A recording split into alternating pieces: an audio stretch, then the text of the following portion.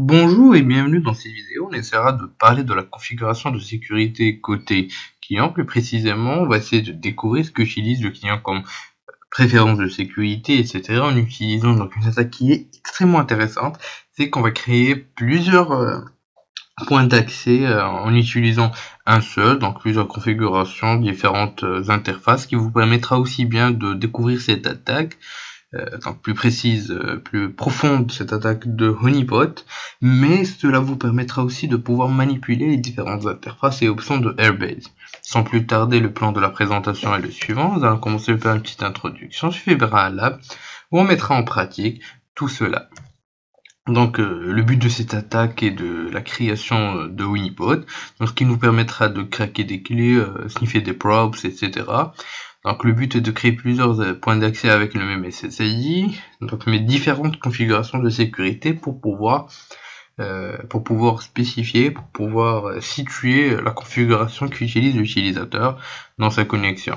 Donc c'est une attaque extrêmement intéressante et qui vous permettra aussi bien de savoir comment manipuler plus précisément votre carte Wi-Fi externe et l'outil Airbase. Sans plus tarder, allons découvrir tout ça ensemble et en vidéo. Une fois au niveau de Kali Linux, il faut juste vérifier si votre carte est bel et bien connectée en mode monitoré.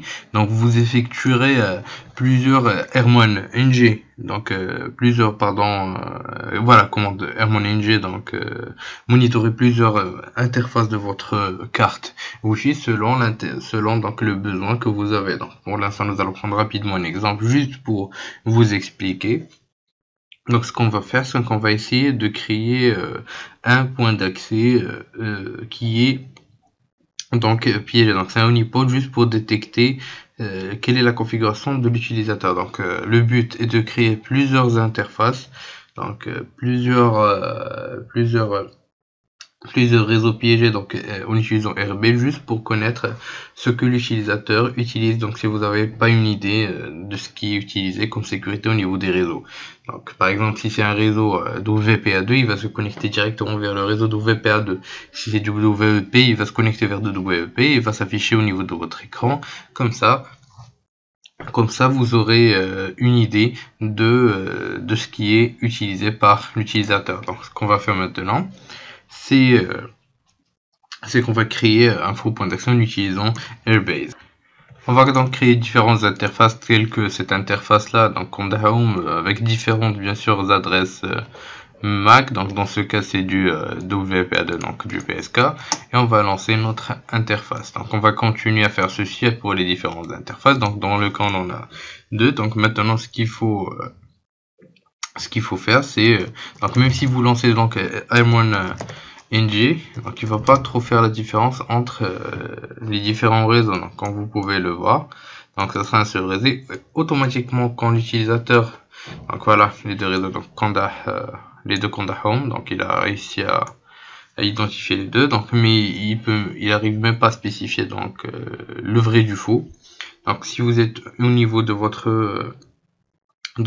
ordinateur ou bien votre téléphone, donc automatiquement quand vous essayerez de vous connecter ou bien reconnecter ou encore juste naviguer, donc automatiquement le téléphone, donc le trafic sera redirigé vers le réseau, donc le réseau qui est assigné, donc le type de chiffrement qui est assigné au réseau. Par exemple si c'est du WPA2, donc il sera assigné ici. Donc si c'est du WP, il sera assigné dans l'autre interface, etc., etc. Donc cela vous permettra de connaître la configuration de sécurité côté client. Donc bien sûr on a pu découvrir les différentes façons d'utiliser donc Airbase, donc les différentes options pour créer des réseaux WEP, WPA2, etc. Donc c'est ce qui nous a permis une analyse plus accurate. Donc automatiquement, comme on l'a dit, donc si vous disposez par exemple, on va créer trois différentes interfaces WP, WPA seulement et WPA2.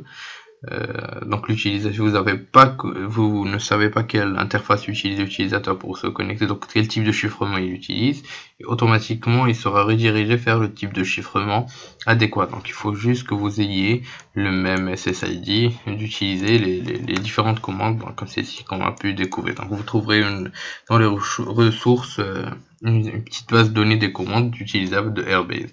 Donc c'est pas c'est pas une présentation qui est très accrue par rapport à ce qui se passe. Donc déjà, la plupart du temps, vous savez déjà quel est le type de chiffrement, etc. Mais cela vous permettra de gagner du temps si vous ne le savez pas. Donc si vous n'arrivez pas à détecter exactement quel chiffrement est utilisé. Donc j'ai fait exprès de pas tout dévoiler dans cette vidéo. Donc pour vous laisser la chance pour vous entraîner aussi. Donc si vous avez un problème, vous pouvez me contacter. Donc la vidéo sera diffusée spéciale dans le blog de Alform concernant cette technique. Donc ce sera un petit exercice pour vous.